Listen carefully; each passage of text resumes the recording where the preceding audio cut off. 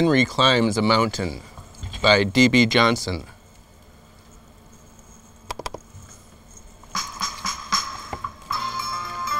For Linda.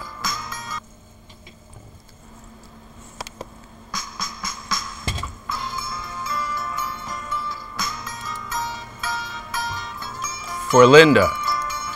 Henry climbs a mountain. Henry wanted to climb a mountain, but he had only one shoe.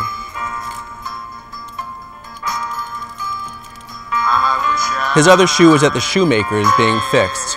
I'll get it on my way, he thought.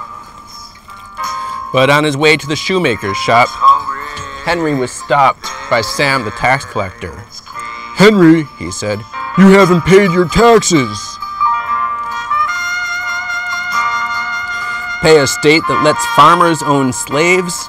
Never, said Henry. You'll have to pay or go to jail, Sam said. Then take me to jail, said Henry, and Sam did. The door slammed shut. Henry lay down on the bed and looked up at the white walls and the white ceiling. He put his bare foot against the wall. I wish I had my other shoe, Henry thought.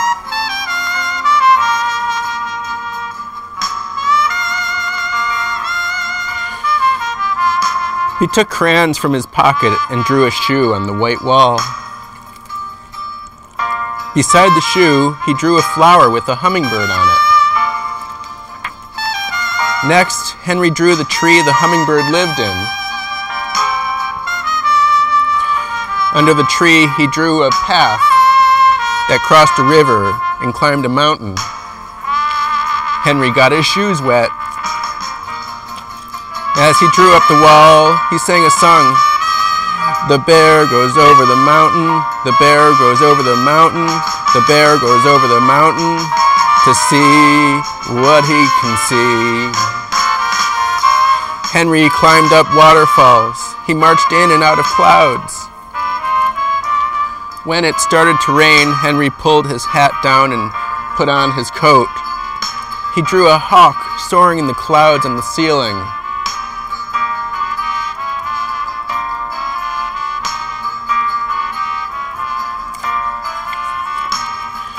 At the top of the mountain,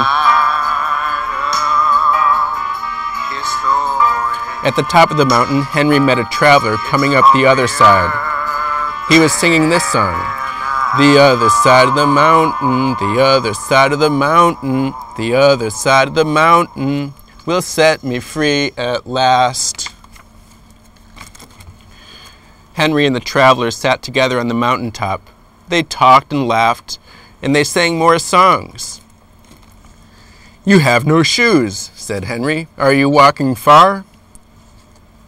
As far as the star in the north, the traveler said.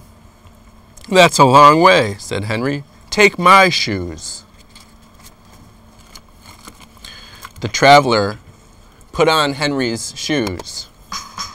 He stood and waved. Thank you, friend, he called. Henry started back down the mountain. The path went down and up and down again over sharp rocks that hurt his feet.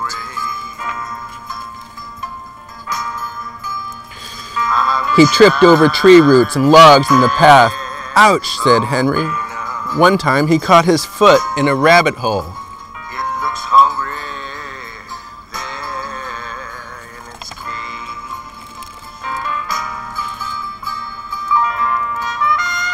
Henry rolled down the last hill and splashed across a river. He had not slept all night. The sun was coming up when he stumbled into the small room in the jail. Just then, the door opened. It was Sam, the tax collector. Someone has paid your taxes, Henry, Sam said. How does it feel to be free? Henry smiled. It feels like being on top of a very tall mountain, he said. And he walked to the shoemaker's shop to buy himself a new pair of shoes.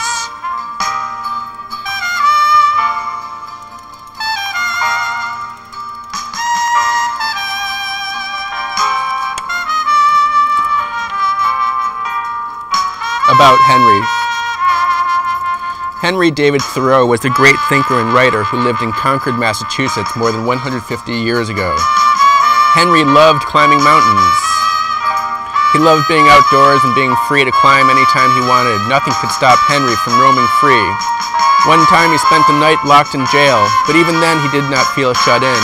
He wrote, "It was like traveling into a far country, such as I had never expected to behold, to lie there for one night." Civil disobedience. Henry went to jail to be an example. He hoped others would also stop paying their taxes. If enough people went to jail, he thought, the leaders of the country would change the laws and end slavery forever.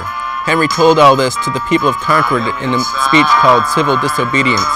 The speech became his most important writing and was read all over the world. Mahatma Gandhi used Henry's ideas to free the people of India from the British. In America, Martin Luther King Jr., who was also inspired by Henry's writings, went to jail many times to get the government to treat all people equally. Henry Climbs a Mountain by D.B. Johnson. This is Brooklyn Blowback TV. We get naked with the truth, the world in a snowball for children of all ages. And now it's time for